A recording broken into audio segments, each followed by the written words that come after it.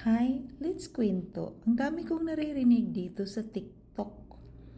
TikTok at saka sa mga reels doon sa Facebook. Ang daming mga tao talaga na akala nila sila lang ang laging priority. You know what? Mga Tagalog. Mga Tagalog ang lakas nila.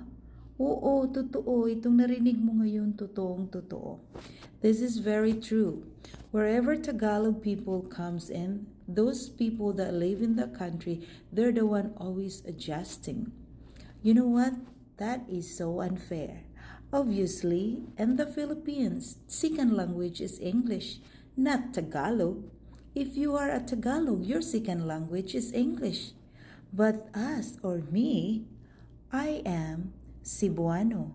So those are my first language and my second language is English. So why do we have to keep adjusting ourselves to speak Tagalog when Tagalog people comes and visit? Oh, you are so tanga. Tanga or bugok lang talaga kayo.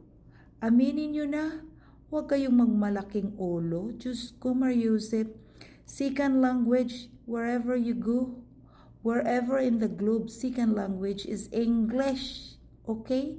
Your first language is where you're from. Oh, so kayo ang mag-adjust. Lagi na lang talaga ang mga Bisaya mag-adjust sa inyo. Uy, nako, bakit kayo ba walang pinag-aralan? Ang lakas kaya ninyo magsalita ng mababa sa mga Bisaya. Pero ang mga Bisaya, sa totoo lang, meron lahat. Masakit aminin, pero yan ang totoo. Marunong kami. Ayan nagtatagalog ako. Hindi ako Tagalog. Kahit na matigas yung Tagalog ko. Pero, nandyan talaga. Halo-halo na yan. Mix and match. Pachamba-chamba lang yan. Kung ikaw, if you don't understand Bisaya or Cebuano, i-google mo. Google can answer that perfectly. So that will enter in your little tiny brain. So it will be fair for all. Lagi na lang nag-a-adjust ang mga Cebuano or Bisaya sa mga Tagalog. Itatak nyo nga yan sa utak nyo. Kayo, ikaw may kilala akong matanda dito. Dito, if you're watching right now, alam mo kung sino ka. Ikaw ang tanda-tanda mo Ang laki mong tumatawa pag nagsasalita. Ako dati ng Tagalog kasi talaga matigas ang Tagalog. Hindi naman talaga ako Tagalog. I never become a Tagalog. But, of course, I learned at school. Hindi ako natuto sa mga taong bugok din, no? Sa mga palabas, of course. I learned from there too. Ang sakit kasi ng mga Tagalog, ginagamit ko mga kasi marami kayo eh. Tumatawa kayo pag nagkamali-mali ang mga Bisaya magtagalog. Pero pag kami ang magsasalita ng Bisaya, bugok kayo. Wala kayong maintindihan kahit isang linya. Kaya kung ako sa inyo, mag-practice na kayo. Dahil pag sasabihin mong Pilipino, yes, Pilipino tayo. Meron tayong sarili-sariling salita. Hindi lahat Pilipino Tagalog. Ikaw kung Tagalog ka, kailangan matuto ka rin magsalita ng iba, ng lingwahe. Dahil ang mga Bisaya napagod na sa kaka-adjust. Kaya kung mamimili kayo, magsha-shopping kayo, especially sa Cebu, you must learn. I-google mo. Huwag kang masyadong bugok. Nakakasawa na yung style ninyo. Magkano yan? Ay, diba? Iya. Pag magbisaya kami, ang eyeballs mo nakatitig lang. Wala kang alam. Kawawa ka naman. Balikan natin yung kilala kong Tagalog. Dito lang din. Matandang-matanda niya. Ayaw na ayaw ko siya. At kilala nyo yan, kapwa Pilipino. Kilala nyo to siya. Tagalog, matanda na siya. Ilang beses ko na ito sinasanta ng matandang ito. Dahil pag may narinig siyang Bisaya or Cebuano na nagtagalog, tumatawa siya.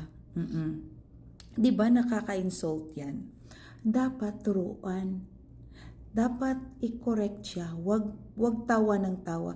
Itong matandang ito para retarded. Para siyang retarded. May sakit sa utak din eh.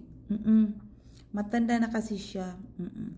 Pero ang iniisip niya dahil matanda na siya, lahat kausap niya yan ang mag-a-adjust. Ako hindi. Bakit ako mag-a-adjust?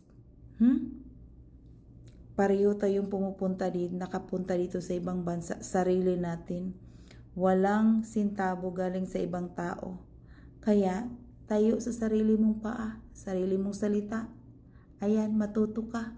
Huwag kang patawa-tawa sa iba pag nagkamali yung pronunciation.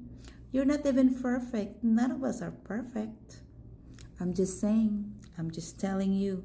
Ikaw, Tagalog, matuto ka rin magbisaya. Dahil ang Bisaya, may konting alam na Tagalog. Kahit matigas ang pronunciation. Trying hard kami. Pero, marunong. Kahit trying hard, matigas nga yung pronunciation namin. Meron kami, pero kayong mga Tagalog, wala. Tanga kayo pag nagsasalita kami ng Tagalog. Kaya, huwag ninyo kaming salita ng mababa. Dahil marunong kami. Ako, prangka ako during my live stream pag may nagtatagalog dyan na hindi ko maintindihan. Speak English. I'm Filipino but I don't speak Tagalog. Sinabi ko yan para diretsuhan. Kasi pag nagtatagalog na yan, hindi ko maintindihan. Dahil pag ako rin ang nagbisaya, hindi rin ako maintindihan. So fair enough for both party if we speak English. English is the best. It's fair for both parties. Gets mo? Ikaw, kung Tagalog ka, mag-English ka na lang kung ang kausap mo ibang lengguwahe. Kung Cebuano, Bisaya, English na lang. Kaysa umpisahan mo magsalita magtagalog, sagot namin Bisaya, nga ka, hindi mo rin maintindihan. Oo, yan ang totoo. Kaya, nagsawa na ako sa iba dyan na instead correctionan mo yung salita na mali. Pagtatawanan. Huy, Diyos ko, buti nga yung mga Cebuano marunong magtagalog. Meron lahat. Meron kami, package deal kaming mga Bisaya, mga Cebuano. Saan ba ang magandang mga singer? Saan galing? Ikaw talaga, kayo talaga.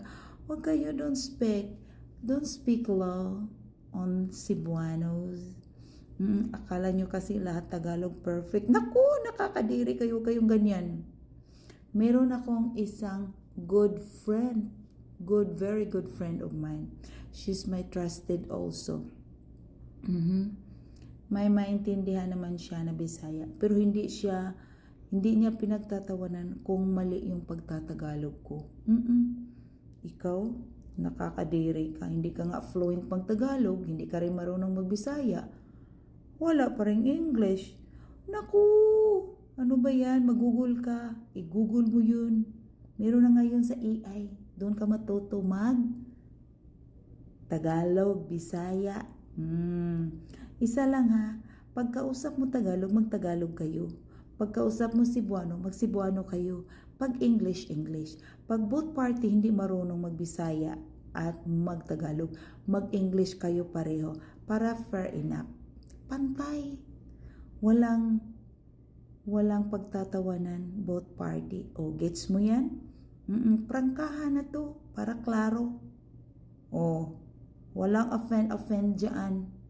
Prangka na to. Pag nasa English country, mag-English ka. Pareho naman na eh. Para pantay.